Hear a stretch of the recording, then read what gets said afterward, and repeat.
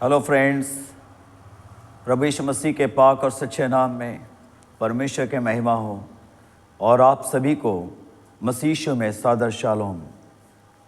आज हम एक बहुत महत्वपूर्ण विषय पर परमेश्वर के दया से परमेश्वर के वचन से मनन करने वाले हैं और मैं परमेश्वर के दास होने के नाते इसमें आप सबका स्वागत करता हूं।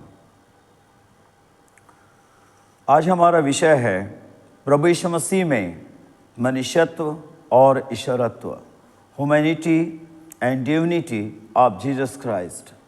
आइए इस महत्वपूर्ण विषय पर परमेश्वर के वचन से सीखते हैं। मरकुस रचित सुसमाचार 14 अध्याय और उसके 60 से 62 वचन के बीच परमेश्वर के वचन में कुछ इस प्रकार लिखा हुआ है। तब महायाजक ने बीच में खड़े होकर यीशु से पूछा, तू कोई उत्तर नहीं देता। ये लोग तो तेरे विरोध में क्या क्या गवाही देते हैं। परंतु यीशु मौन साधे रहा और कुछ उत्तर न दिया। महायाजक ने उससे फिर पूछा, क्या तू उस परम धन्य परमेश्वर का पुत्र मसीह है? यीशु ने कहा, मैं हूँ। और तुम मनुष्य के पुत्र को सर्वशक्तिमान की दाहिनी ओर बैठे और आकाश के बादलों के साथ आते देखोगे। हालेलुया। महायाजक, याजकों, पुरनियों, शास्त्रियों, फरीसियों, प्यादों, इस सब की ओर से प्रश्न था, क्या तू परमेश्वर का पुत्र मसीह है? प्रभु यीशु मसीह ने उत्तर दिया, मैं हूँ। हाँ, मैं परमेश्वर का पुत्र मसीह हूँ। और प्रभु यीशु मसीह और आगे कहते हैं, तुम मुझे अर्थात मनुष्य के पुत्र को परमेश्वर की दाहिनी ओर बैठे और आकाश के बादलों पर आते देखोगे। प्रभु यीशु मसीह ने पूरा यहूदियों को बता दिया कि मैं ही मसीहा हूँ। हालेलुया। प्रभु यीशु मसीह ने अपने आप को परमेश्वर का पुत्र भी कहा और प्रभु यीशु मसीह ने अपने आप को मनुष्य का पुत्र भी कहा। सो आइए परमेश्वर के वचन में हम यीशु मसीह का दर्शन करते हैं कि उसमें परमेश्वरत्व और मनुष्यत्व दोनों स्पष्टतः दिखाई देता है। पहली बिंदु जिस पर हम मनन करने वाले हैं वो है, प्रभु यीशु मसीह अपने जन्म के द्वारा यह प्रकट करते हैं कि वह मनुष्य रूप में परमेश्वर है।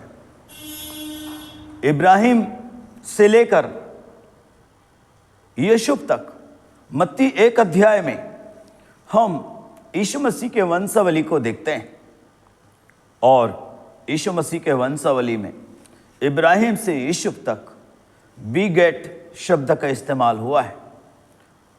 BEGAT, जिसका अर्थ होता है माता पिता से जन्मा हुआ मनुष्य।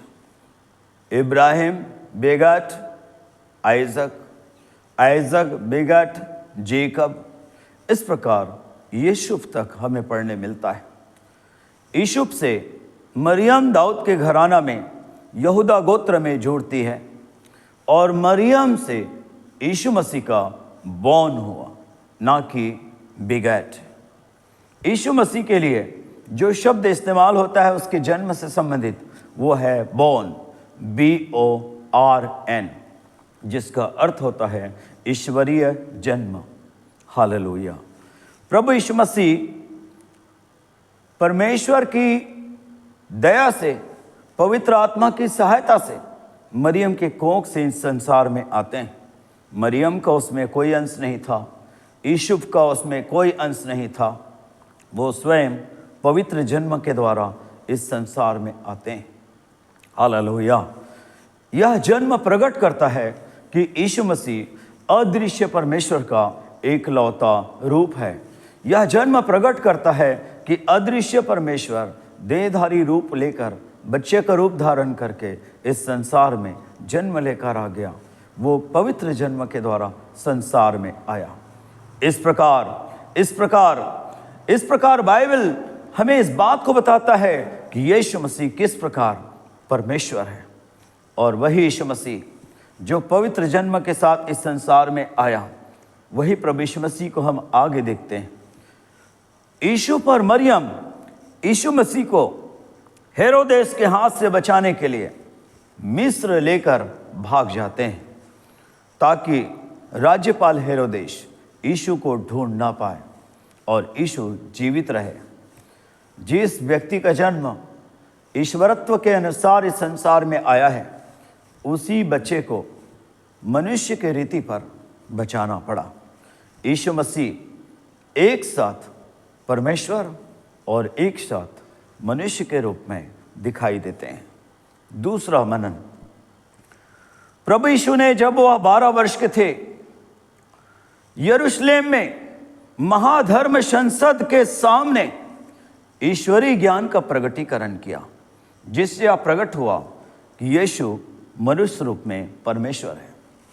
उन ज्ञानियों के सामने बात करना, जिन ज्ञानियों के सामने खड़े होने की हिम्मत दुनिया के विद्वानों के पास नहीं था। जी हाँ, उस सनहेद्रिन के सामने, धर्म महासभा संसद के सामने यीशु मसीह ऐसी बातें कर रहे हैं जिसका उत्तर उन धर्म संसद वालों के पास भी नहीं था। हालेलुया, कितना अद्भुत बात है। आगे हम यीशु मसीह के ह्यूमैनिटी को, मनुष्यत्व को आगे देखते हैं इस विषय में। जब यीशु पर मरियम यीशु मसीह को ढूंढते हुए यरूशलेम में आए, तो प्रभु यीशु मसीह ने यीशु पर मरियम से कहा, क्या तुम्हें यह नहीं मालूम था कि मुझे अपने पिता के घर में होना अवश्य है? तुम्हें ढूंढने की आवश्यकता नहीं थी, सीधे मंदिर में आते, मेरी मुलाकात तुमसे हो जाती। हालेलुया। प्रभु यीशु मसीह इस बात को प्रकट करते हैं कि वो महान है, प्रभु है, परमेश्वर का इकलौता रूप और उत्तराधिकारी है, मसीह है। लेकिन यही बाइबल हमें यह भी बताता है कि यीशु और मरियम के साथ में यीशु मसीह नासरत को वापस आते हैं, और वहां यीशु मसीह 18 साल तक, 12 साल की उम्र में प्रभु यीशु मसीह शास्त्रार्थ करते हुए मंदिर में हमें दर्शन देते हैं। उस स्थल से, उस उम्र से यीशु मसीह यीशु पर मरियम के साथ नासरत आते हैं, और 18 साल तक यीशु मसीह यीशु पर मरियम के वश में रहते हैं। ये यीशु मसीह की ह्यूमैनिटी है, मनुष्यत्व है। हालेलुया। सो एक साथ यीशु मसीह के अंदर परमेश्वरत्व और मनुष्यत्व एक साथ दिखाई देते हैं। हालेलुया। तीसरा बिंदु जिस हम विचार करने वाले हैं, यीशु मसीह आंधी पानी को डांटा और आंधी थम गई, समुद्र या झील शांत हो गया और नैया पार हो गई। हालेलुया। यीशु पानी पर चला, नाव में सवार होते ही नाव गंतव्य स्थान को पहुंच गई। ऐसी घटनाओं का उल्लेख हम सुसमाचारों में पढ़ते हैं, और वही सुसमाचार हमें यह भी बताता है कि प्रभु यीशु मसीह नाव पर सवार थे, और यीशु मसीह नाव में लगे बिस्तर में यीशु मसीह सो गए थे। जी हाँ, जो यीशु मसीह पानी पर चला, जो यीशु मसीह समुद्र के, झील के लहरों को शांत कर दिया, उसमें चल रही आंधी को थाम दिया, जो यीशु मसीह नाव में पैर रखते ही नाव अपने गंतव्य स्थान को पहुंच गई, वो यीशु मसीह नाव में सो रहे हैं। एक साथ यीशु मसीह का ईश्वरत्व और मनुष्यत्व दिखाई दे रहा है। हालेलुया। हम यीशु मसीह का आदर करते हैं। चौथी बात जिस पर हम मनन करने वाले हैं, यीशु मसीह ने पागलों को अच्छा किया, अंधों की आंखें खोली, कोढ़ियों को शुद्ध किए, लंगड़ों को चलाया, लकवाग्रस्तों को ठीक किया, गूंगों को जुबान दिया, बहरों को सुनने की शक्ति दी, मुर्दों को भी जिलाया। ये सब बातें यीशु मसीह के ईश्वरत्व को प्रकट करती। उसने भूखों को भी रोटी खिलाया। वही यीशु मसीह हमें दिखाई देते हैं बाइबल के अंदर यूहन्ना 4 अध्याय में कि यीशु मसीह थका, भूखा, प्यासा कुएं के पार में बैठ गया।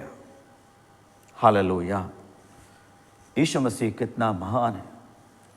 कुएं के पार में और क्रूस पर उसने प्यास को भी प्रकट किया। प्रभु यीशु महान है। उसके अंदर एक साथ ईश्वरत्व और एक साथ मनुष्यत्व दिखाई देता है। हालेलुया। पांचवी बात जिसमें हम अब मनन करने वाले हैं, यीशु को गतसमनी के बाग में पकड़ा गया, रस्सी से बांधा गया, पेशी के लिए रात भर इस अदालत से उस अदालत, इस महान हस्ती से उस महान हस्ती के पास बार बार उसे घसीटा गया। अत्यंत अपमान और पीड़ा पहुंचाई गई, कोड़े लगाए गए, बदन नंगे कर दिया गया और यीशु मसीह को कांटों के ताज पहनाया गया।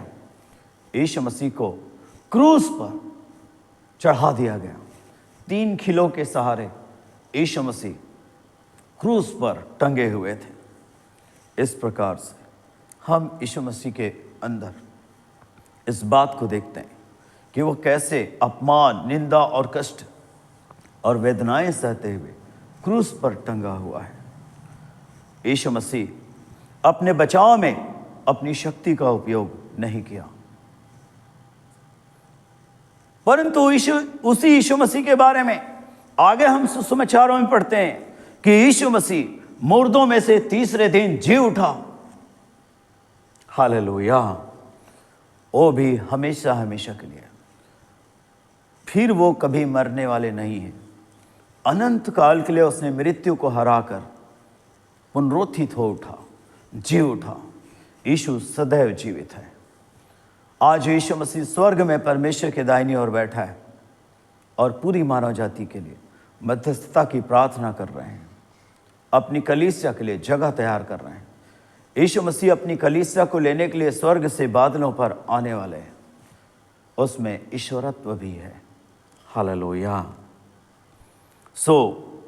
जो हम मरकुस 14 के 60 से 62 के बीच में पढ़ा, और यह घटना मत्ती में भी है, लूका में भी है, यूहन्ना में भी है। इस दृश्य का वर्णन चारों सुसमाचार में पाया जाता है। यूहन्ना सुसमाचार तो ये भी बताता है कि यीशु मसीह जब उपदेश करते थे, खुलेआम वो बोला करते थे कि मैं परमेश्वर का पुत्र हूँ, और वो अपने आप को मनुष्य का पुत्र भी कहा करते थे। पूरे चारों सुसमाचार के अंदर जिस जिस स्थान पर यीशु मसीह अपने आप को मनुष्य का पुत्र कहते हैं, वहाँ यीशु मसीह अपने लाभ के लिए, अपने बचाव के लिए, अपने शक्ति का उपयोग करते हुए दिखाई नहीं देते।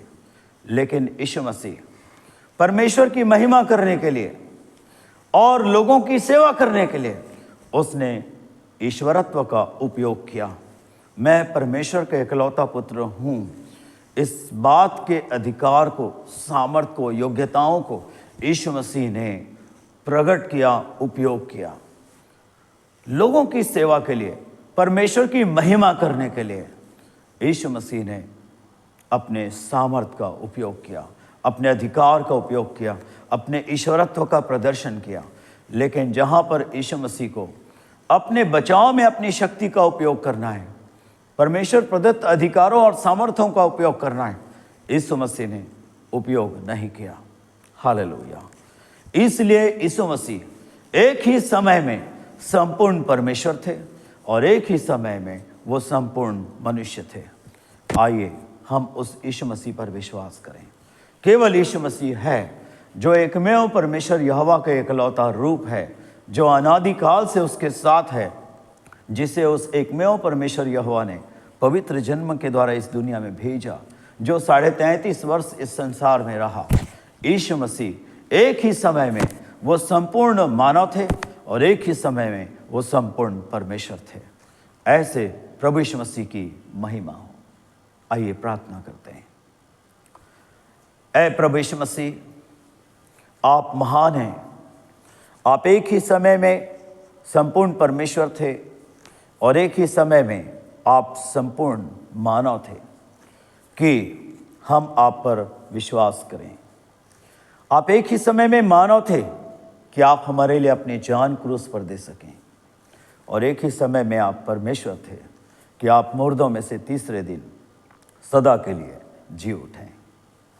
प्रभु यीशु मसीह, आप ही एकमेव परमेश्वर यहोवा का एकलौता पुत्र और मसीहा और उद्धारकर्ता और प्रभु हैं।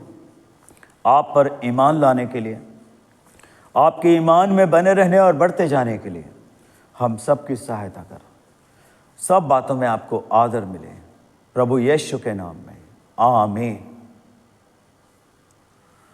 जय मसीह की।